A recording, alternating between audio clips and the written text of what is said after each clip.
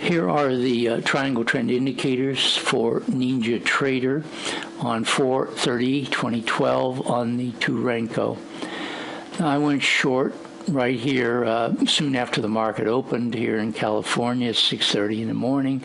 There was support right here, here, and here, and I went short on the bar that broke down below that support as the swing cycle was red moving down here, and all the other indicators had turned red and were moving down, and the Bollinger Band differential oscillator had crossed below its zero line right here and was moving down, which indicates a downtrend.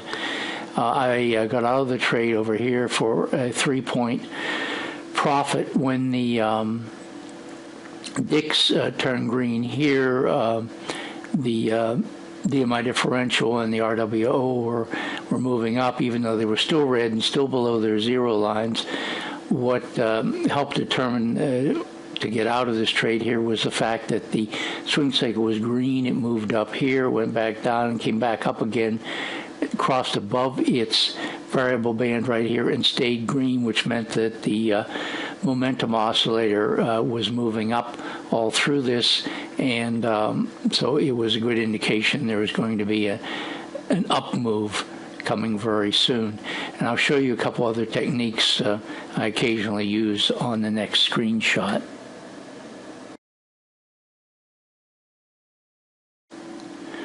Now here I've added the price action swing indicator. This is where I went short right here, and this is where I got out of the trade.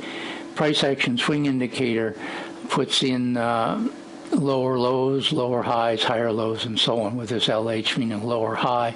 There's a lower low right here. You can't really see it that well because it's blotted out by the variable band right here. But it's a lagging indicator of necessity, and it will repaint, so you have to be careful about using it, but it still can be helpful.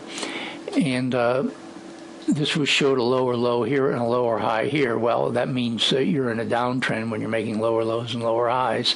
So that was just an added indicator that this was a down move right in here. I went short, as I told you, on this bar here. Now,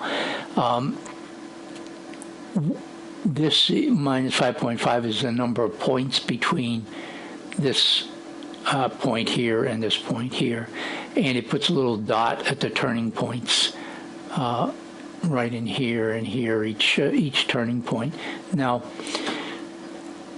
I also will draw in a trend channel at times, and I'll show you the settings I use for the trend channel on the next screenshot, but I draw the channel from this dot that's on the lower high here down to where it put in the lower low, and then the trend channel draws 2 lines, one of which you can move.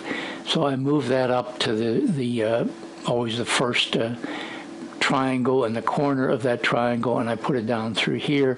And then when that line is broken, this trend channel right in here, that's usually an indication that you've got a viable move in the opposite direction. And of course you want to rely on the other indicators as to a trade like this.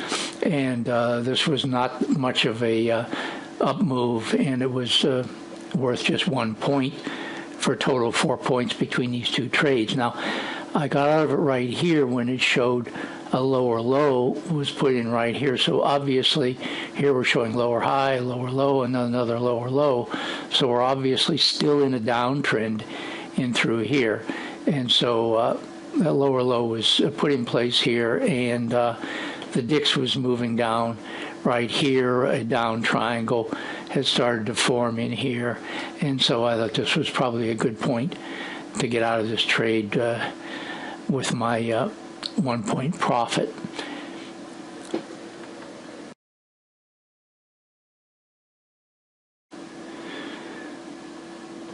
Now here is the setup I use for the trend channel properties, and I set this at 45 right in here, and that's pretty simple, and that's that's the colors and the size of the width of the lines that I use. Incidentally, over to the side here, you can see where I got out of that last trade right here after it showed a low or high. It also put in an ABC